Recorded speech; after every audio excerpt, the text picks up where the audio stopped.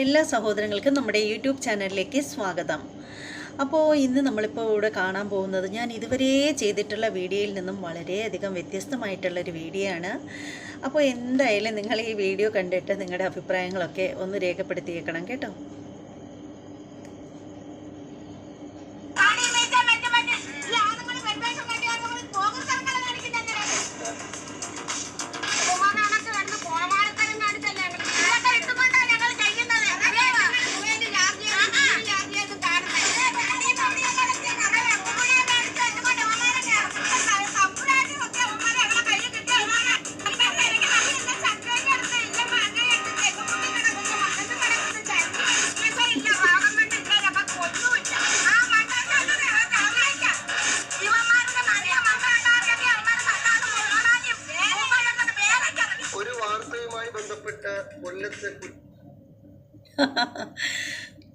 ഇതെന്താണെന്ന് കുറേ ആളുകൾക്കൊന്നും മനസ്സിലായി കാണില്ല. കാരണം ഈ ചേച്ചിമാരെല്ലാവരും കൂടി ചേർന്ന് ഉച്ചത്തിൽ എല്ലാവരും കൂടി കച്ചാന്ന് പറഞ്ഞ് സംസാരിച്ചത് കൊണ്ട് ആർക്കും ഒന്നും മനസ്സിലായിട്ടുണ്ടാവില്ല എന്ന് എനിക്ക് മനസ്സിലായി. സംഭവം എന്താണെന്ന് വെച്ചാൽ നമ്മുടെ ഏഷ്യാനെറ്റിലെ കോമഡി സ്റ്റാർ പോലത്തെ പ്രോഗ്രാം ഉണ്ടല്ലോ, അപ്പോൾ അതിലൊക്കെ മിക്ക ആളുകളും വന്നിട്ട്, അതായത് പുരുഷന്മാരാണ് വന്നിട്ട്, ആരുടെയും പേരൊന്നും നമ്മൾ പറയുന്നില്ല, വന്നിട്ട് സ്ത്രീ വേഷമൊക്കെ കെട്ടിയിട്ട് നൈറ്റി അതിൻ്റെ മുകളിൽ ഷർട്ടൊക്കെ ഇട്ടിട്ട് വേഷമൊക്കെ വച്ചിട്ട് ഇവർ കോമഡി സ്റ്റാറിൽ വന്നിട്ട് തൊഴിലുറപ്പ് തൊഴിലാളികളെ അധിക്ഷേപിച്ച് തന്നെ നല്ല വൃത്തിയായിട്ട് ഊക്കി തന്നെയാണ് ഇവന്മാർ സംസാരിക്കുന്നത്. അധിക്ഷേപങ്ങളൊക്കെ പറഞ്ഞിട്ട് അതിനെതിരെയാണ് ഈ തൊഴിലുറപ്പ് തൊഴിലാളികളായിട്ടുള്ള ഈ അമ്മച്ചിമാർ ഉറഞ്ഞു തുള്ളുന്നത്. കാരണം അവർക്ക് സഹിക്കാവുന്നതിൻ്റെ അപ്പുറമായിരിക്കുകയാണെന്നാണ് അവർ പറയുന്നത്. ഞാൻ ആ വീഡിയോ ഒന്ന് കാണിച്ചു തരാം. അത് കണ്ടാൽ നിങ്ങൾക്ക് പെട്ടെന്ന് മനസ്സിലാവില്ല. കാര്യം എന്താണെന്ന് വെച്ചാൽ ഭയങ്കര വൈകാരികമായിട്ടുള്ള രീതിയിലാണ് നമ്മുടെ ചേച്ചിമാർ സംസാരിക്കുന്നത്. അതുകൊണ്ട് തന്നെ ഇതിൽ കൂടെ കേൾക്കുമ്പോൾ ചിലപ്പോൾ നിങ്ങൾക്ക് ശരിക്കും മനസ്സിലായെന്ന് വരില്ല കേട്ടോ. അപ്പോൾ എന്താണ് അതിൻ്റെ കാര്യമെന്ന് വെച്ചാൽ, ഈ പറയും പോലെ നമ്മുടെ ഒരു ചാനലുകാരൻ അവിടെ ചെന്നിരിക്കുകയാണ്, ഇവരുടെ അടുത്തേക്ക് ചെല്ലുകയാണ്. അപ്പോൾ തന്നെ അവർക്ക് ആകെ കലി വന്നിട്ട് ഇവർ തെറിയും പറയുന്നുണ്ട് അതിൻ്റെ ഇടയിൽ. അപ്പോൾ ഈ പറയുന്നതെന്ന് വെച്ചാൽ, ഞങ്ങളെ അധിക്ഷേപിക്കുന്ന രീതിയിൽ കുറേ കോമഡി സ്റ്റാറുകാരന്മാർ അവന്മാർ കുറേ നൈറ്റിയും കുറേ പാവാടയും എടുത്തിട്ടിട്ട് ഇവൻ നാണമില്ല, ഈ നാണം കെട്ടവന്മാർക്ക് ജോലിക്കൊക്കെ പൊയ്ക്കൂടെ, നാണമില്ലാതെ കുറേ താടിയും മീശയും വെച്ചിട്ട് കുറേ ഞങ്ങളെ പറയിക്കാനായിട്ട് അവന്മാർ ചരിഞ്ഞ് കിടന്ന് കാണിക്കുന്നു, മറിഞ്ഞ് കിടന്ന് കാണിക്കുന്നു. എടി എവിടെയടി ചക്ക, ആ ചക്ക ഇങ്ങോട്ട് എടുക്കടി, ദേ അവിടെ കിടക്കുന്ന തേങ്ങ അതിങ്ങോട്ട് എടുക്കടി എന്നൊക്കെ പറഞ്ഞിട്ട് ഇവനൊക്കെ ഞങ്ങളെ കളിയാക്കാനായിട്ട് എന്ത് യോഗ്യത ഇവന്മാർക്കുള്ളത്, ഞങ്ങൾ കഷ്ടപ്പെട്ടാണ് ജീവിക്കുന്നത് എന്നൊക്കെ പറഞ്ഞിട്ട് നമ്മുടെ അമ്മച്ചിമാർ നന്നായിട്ട് തിളച്ച് മറിയുകയാണ്. ശരിക്കും പറഞ്ഞാലുണ്ടല്ലോ, ഞാനൊരു വലിയ ക്ലാപ്പ് തന്നെ അമ്മച്ചിമാർക്ക് കൊടുക്കുകയാണ്. കോമഡിക്ക് എന്തും പറയാം, അതിലൊന്നും കുഴപ്പമില്ല, കോമഡി പറയുന്നതിലൊന്നും ഒരു പ്രശ്നവുമില്ല. പക്ഷേ ആ പറയുന്ന കോമഡിക്ക് ഒരു ഇച്ചിരി മാന്യതയൊക്കെ ഉണ്ടായിരിക്കണം. ഇപ്പോൾ കോമഡി സ്റ്റാർസിലെയൊക്കെ അത് ഏത് കോമഡി എടുത്തു കഴിഞ്ഞാലും അതിലെയൊക്കെ നമ്മുടെ കോമഡി താരങ്ങളൊക്കെ കുറച്ച് ഓവറായിട്ട് എനിക്ക് തോന്നിയിട്ടുണ്ട്. കുറച്ച് അധികം ഓവറാവാറുമുണ്ട്. നേരത്തെയൊക്കെ എന്ന് പറഞ്ഞാൽ ഈ കോമഡിയൊക്കെ പറയുന്ന സമയത്ത് അതിലൊക്കെ ഒരു നിയന്ത്രണമൊക്കെ ഉണ്ടായിരുന്നു. ജഗദീഷ് സാറൊക്കെ ആദ്യമൊക്കെ ജഡ്ജ് ചെയ്യാനിരുന്ന സമയത്ത് മുമ്പൊക്കെ. പക്ഷേ ഇപ്പോഴാണെങ്കിൽ ഒരു കോമഡിക്കും നിലവാരമില്ല, മനസ്സിലായില്ലേ? അവർ ഡബിൾ മീനിങ് അല്ലാതെ പറയത്തില്ല. എന്നാൽ ഈ കോമഡി പ്രോഗ്രാമൊക്കെ ഫാമിലി ആയിട്ടിരുന്ന് കാണുന്നതാണല്ലോ എന്നുള്ളൊരു മാന്യത കൂടിയില്ല. അപ്പോൾ ഇതൊക്കെയാണ്, ഈ ഒരു സബ്ജക്റ്റാണ് ഇവിടെ ചേച്ചിമാർ വിറഞ്ഞു തുള്ളുന്നത്. അതെന്തായാലും ഞാൻ കാണിച്ചു തരാം കേട്ടോ.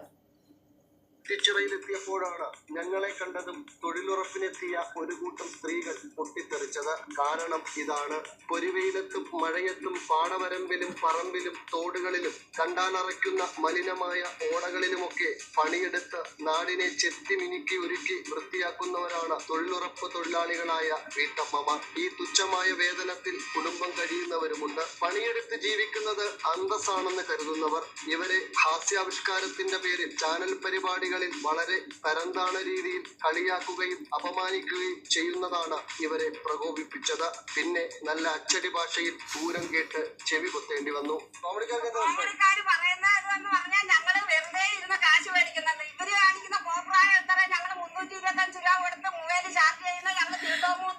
കാശിന്റെ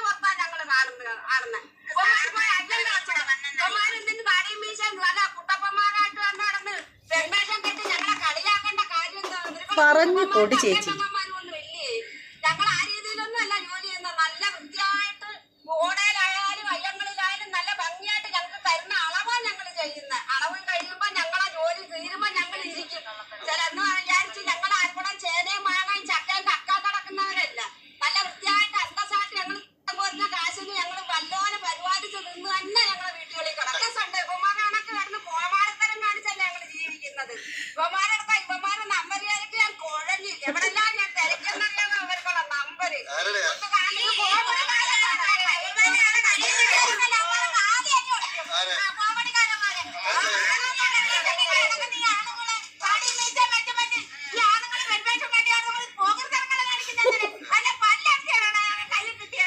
കഷ്ടപ്പെട്ട് നാളെ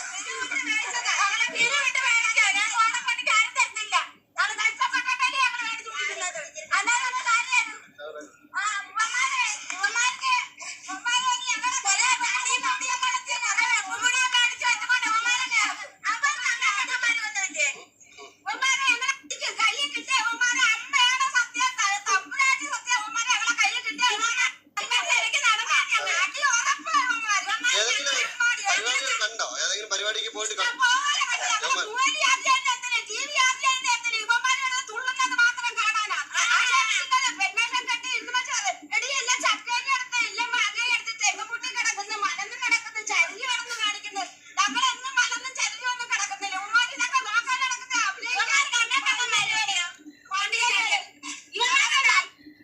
അത് ആ അമ്മ പറഞ്ഞത് കറക്റ്റാണ്. ഇവന്മാരെന്തിനാ ഇതൊക്കെ നോക്കാൻ നടക്കുന്നത്? പെണ്ണുങ്ങൾ ചരിഞ്ഞും തിരിഞ്ഞും മറിഞ്ഞും ഒക്കെ നടക്കുന്നത് ഇവരൊക്കെ എന്തിനാ നോക്കാൻ നടക്കുന്നത്? വൃത്തികെട്ടവന്മാർ. പിന്നെ അല്ലാതെ ചേച്ചി നിങ്ങൾ പറഞ്ഞതുണ്ടല്ലോ 100% കറക്റ്റായിട്ടുള്ള കാര്യമാണ്. തമാശയ്ക്കൊക്കെ കുറച്ചൊക്കെ ആവാം, അതിലൊന്നും ഒരു കുഴപ്പമില്ല. പക്ഷേ കോമഡിക്കാരന്മാർ പലപ്പോഴും ഓവറായിട്ട് പോകുന്നതായിട്ട് എനിക്കും തോന്നിയിട്ടുണ്ട്. പല കാര്യങ്ങളിലും ഡബിൾ മീനിങ്ങും എന്തൊക്കെയാണ് ഇവന്മാർ കാണിക്കുന്നത്. അതനുസരിച്ച് കുറേ എണ്ണത്തിനെ ക്യാഷ് കൊടുത്ത് അവിടെ അങ്ങ് ഇരുത്തിയിരിക്കുകയാണ് ജഡ്ജ് ചെയ്യാനായിട്ട്. എന്നാൽ ഇവന്മാരുടെ അടുത്തൊക്കെ പറഞ്ഞുകൂടെ, കുറച്ച് മാന്യതയായിട്ടൊക്കെ സംസാരിക്കണം, ഈ ഡബിൾ മീനിങ് ഒക്കെ കുറച്ചൊന്നും കുറയ്ക്കാനൊക്കെ പറഞ്ഞുകൂടെ? അതൊന്നും പറയില്ല. എന്നാൽ ഒരു സൈഡിൽ കുറേ എണ്ണത്തിന് ഇങ്ങനെ നിരത്തിയിരുത്തിയിട്ടുണ്ട്. എന്തിനാണെന്നറിയാമോ? ഇവന്മാർ എന്തൊക്കെ പറഞ്ഞാലും ഒരു പക്ഷേ ആ ഇരിക്കുന്ന വ്യക്തിയൊക്കെ ഒന്നും ചിരി പോലും വരുന്നുണ്ടാവില്ല. പക്ഷേ ഇവനൊക്കെ എന്തൊക്കെ ഒപ്പിച്ചിട്ടാലും അപ്പോഴൊക്കെ ഇങ്ങനെ ഇരുന്ന് കൈ കൊടുത്തിട്ട് ക്ലാപ്പ് അടിച്ചിട്ട് ഇങ്ങനെ പറയാനായിട്ട് കുറേ എണ്ണത്തിന് ഇങ്ങനെ വരിവരിയായിട്ട് പറഞ്ഞിട്ടിട്ടുണ്ട്.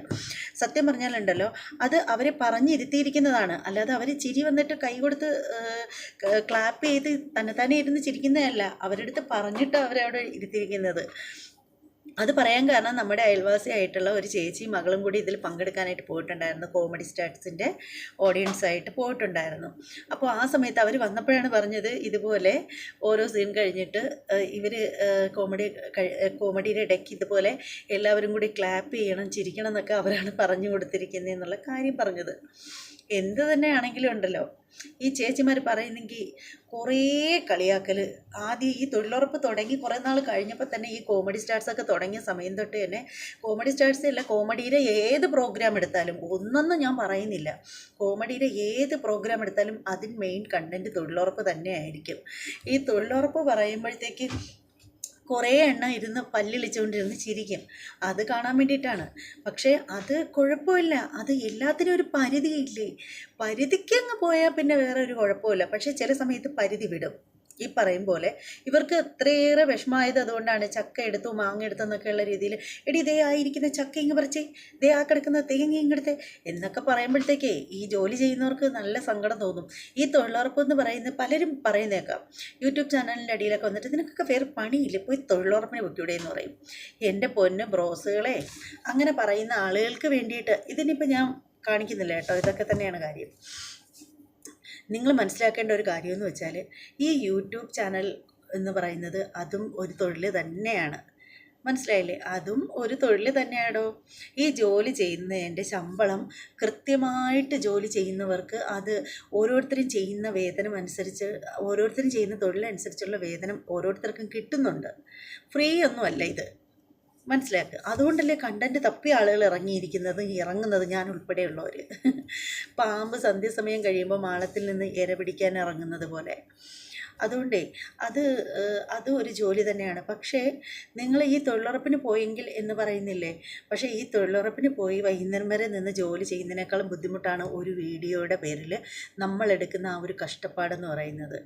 വളരെ കഷ്ടപ്പെട്ട് എനിക്കൊക്കെ ആണെങ്കിൽ ഒരു വീഡിയോ സെറ്റ് ചെയ്ത് റെഡിയാക്കി എടുക്കണമെങ്കിൽ ഒരു 2 മണിക്കൂറിനടുത്തെങ്കിലും സമയം എടുക്കും. അതിന് ശേഷമേ എന്നെക്കൊണ്ട് പറ്റത്തുള്ളൂ. പെട്ടെന്നൊന്നും എനിക്ക് പറ്റത്തില്ല വീഡിയോ ചെയ്യാനായിട്ട്. എനിക്കാണെങ്കിൽ ഒരു 4 ചാനലുകളും ഉണ്ട്. ഇതിനെ ഞാൻ എങ്ങനെയാണ് കൊണ്ടുപോകുന്നതെന്നറിയാമോ? ശരിക്കും ഈ ഉത്തര ഉണ്ണിയാണ് കറക്റ്റായിട്ട് എനിക്ക് കൊണ്ടുപോകാൻ പറ്റുന്നത്. പിന്നെ ഒരെണ്ണം ഉള്ളത് ഉത്തര പ്രമോ ജംഗ്ഷനാണ്. പിന്നെ ഒരെണ്ണം ഉള്ളതെന്ന് വെച്ചാൽ കൊടുങ്ങല്ലൂർ മഹാകാളിയാണ് ഒരെണ്ണം ഉള്ളത്. പിന്നെ ഒരെണ്ണം ഉള്ളത് തമ്പിച്ചൻസ് വേർഡാണ്. പിന്നെ ഒരെണ്ണം ഉള്ളത് തമ്പിച്ചൻ ഷോർട്സാണ്. അങ്ങനെ ഇത്രയും ചാനലുകളുണ്ട്. ഇതെല്ലാം കൂടി മെയിൻ്റെനൻസ് ചെയ്ത് പോകാനായിട്ട് എനിക്ക് ഒരുപാട് ബുദ്ധിമുട്ടെടുക്കാറുണ്ട്. എങ്കിലും ഞാൻ വീഡിയോകൾ ഒരുപാട് ചെയ്യാറുള്ളത് ഞാൻ ഉത്തര ഉണ്ണിയിലാണ്. കാരണം എനിക്ക് ഉത്തര ഉണ്ണിയിൽ ഒരുപാട് കൂടപ്പറപ്പുകളുണ്ട്. മറ്റ് ചാനലിലൊന്നും ഞാൻ ലൈവ് പോകാറില്ല. ഉത്തര പ്രമോ ജംഗ്ഷനിൽ ഒരു തവണ മാത്രം ഞാൻ ലൈവ് പോയിട്ടുണ്ട്. അപ്പോൾ ഈ പറയുന്ന കണക്ക് ഈ തൊഴിലുറപ്പുകാരെ അധിക്ഷേപിക്കുന്നതൊക്കെ ഒരു പരിധിവരെയൊക്കെ ആവാം, അതിൽ കൂടുതലായാലും കൊള്ളത്തില്ല കേട്ടോ. പിന്നെ തൊഴിലുറപ്പിന് എൻ്റെ അമ്മയും പോകുന്നുണ്ട്, അതിലൊന്നും ഒരു അപമാനത്തിൻ്റെയും കാര്യമില്ല. പക്ഷേ ഓടേരെ വർക്ക് അങ്ങനെയുള്ള വർക്കൊന്നുമില്ല ഇവരൊക്കെ പോകുന്ന സ്ഥലത്ത്. ഇവരെടുക്കുന്നതെന്ന് പറഞ്ഞാൽ പുരയിടത്തിൻ്റെ വർക്ക്, പിന്നെ ഈ തോടുകളുടേത്, പിന്നെ നിലമുണ്ടല്ലോ വയൽ, അങ്ങനെയൊക്കെയുള്ള വർക്കേ ഉള്ളൂ. റബ്ബർ പുരയിടം.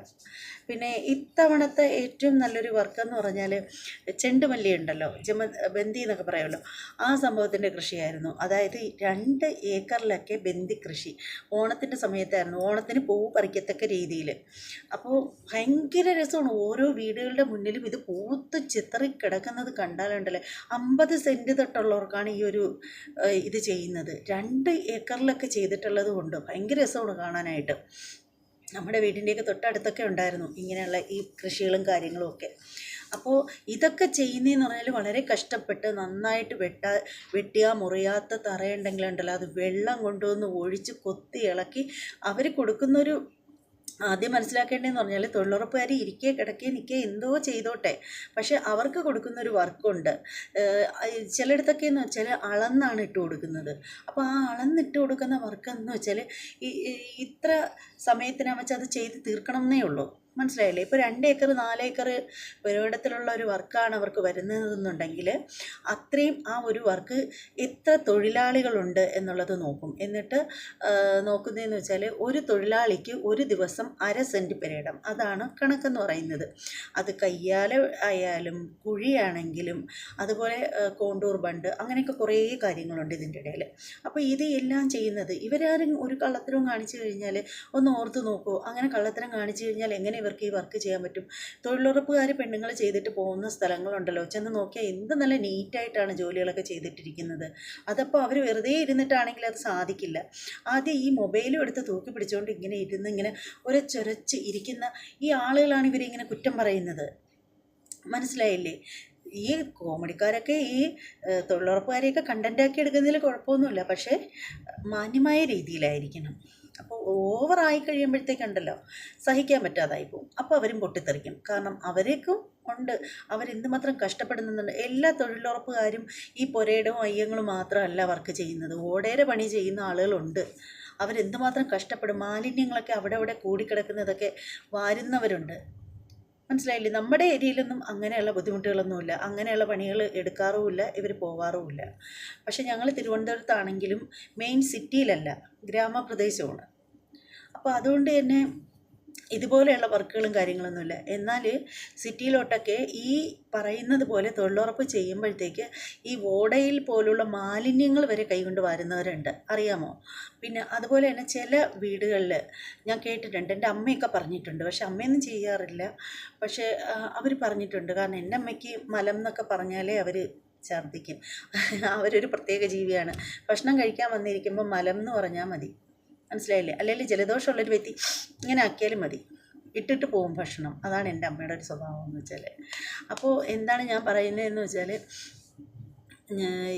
ഈ പറയുന്ന അമ്മയൊക്കെ പറഞ്ഞിട്ടുണ്ട്, പാമ്പേഴ്സ് പോലത്തെ സാധനങ്ങളൊക്കെ ഉണ്ടല്ലോ, അട്ടിക്ക് വാരി ഒരു വൃത്തിയില്ലാതെ വലിച്ചെറിഞ്ഞിട്ടിരിക്കുന്ന പെരയിടങ്ങളുണ്ട് ഇവർ ചെല്ലുമ്പോഴത്തേക്ക്. ഇത് എല്ലാം ഇവർ പറക്കി കൂട്ടി ഒരിടത്ത്, ചിലപ്പോൾ ഗ്ലൗസ് പോലും ഇടാൻ പറ്റാത്ത സാഹചര്യങ്ങൾ കാണും. അങ്ങനെയൊക്കെ ക്ലീൻ ചെയ്ത് ഒരു പെരയിടം എത്ര വൃത്തിയാക്കിയാണ് കൊടുക്കുന്നതെന്നറിയാമോ? എന്നിട്ടും ഇങ്ങനെയൊക്കെ പരിഹാസവും തമാശയൊക്കെ കുറച്ച് അതിര് കിടക്കുമ്പോൾ അവർ പ്രതികരിക്കുന്നതിൽ ഒരു തെറ്റുമില്ല. അതിൽ ആ അമ്മമാർ പറയുന്നത് എന്താണെന്ന് വെച്ചാൽ, ഈ കോമഡിക്കാരന്മാർ താടിയും മുടിയൊക്കെ വളർത്തി ആണും പെണ്ണും കെട്ട് നടക്കുന്ന പെണ്ണന്മാരാണ്. ഇവന്മാർ ആരെങ്കിലും കയ്യിൽ കിട്ടിക്കഴിഞ്ഞാൽ ഉറപ്പായിട്ട് നല്ല അടി വെച്ച് കൊടുക്കുന്നതാണ് അവർ പറയുന്നത്. അതുകൊണ്ട് തന്നെ കോമഡിക്കാരോട് ഞാൻ പറയുകയാണ്, ദയവ് ചെയ്ത് ആ തൊഴിലുറപ്പിലിരിക്കുന്ന ആ ചേച്ചിയാരുടെ അടുത്തും അമ്മയുടെ അടുത്തൊന്നും നിങ്ങളൊന്നും പൊക്കളയില്ല. അടുത്തെങ്ങാനും ചെന്ന് കഴിഞ്ഞാലുണ്ടല്ലോ തല്ല് ഉറപ്പാണ്. ഞാൻ നിങ്ങളെ വെല്ലുവിളിക്കുന്നു. ധൈര്യം ഉണ്ടെങ്കിൽ അവരുടെ അടുത്തേക്കൊക്കെ ഒന്ന് ചെല്ല്. നിങ്ങൾ ഈ പിന്നെ സ്ക്രീനിൽ വന്നിട്ട് കോമാളിത്തരം കാണിച്ച് മറ്റുള്ളവരെ ചിരിപ്പിക്കുന്ന കണക്കൊന്നുമല്ല. ഇവരുടെ അടുത്തേക്ക് നിങ്ങൾ ചിരിപ്പിക്കാനായിട്ട് ചെന്നാലുണ്ടല്ലോ പല്ല് ചിലപ്പോൾ ഏതെങ്കിലുമൊക്കെ അവരും അടിച്ച് കൊഴിക്കും.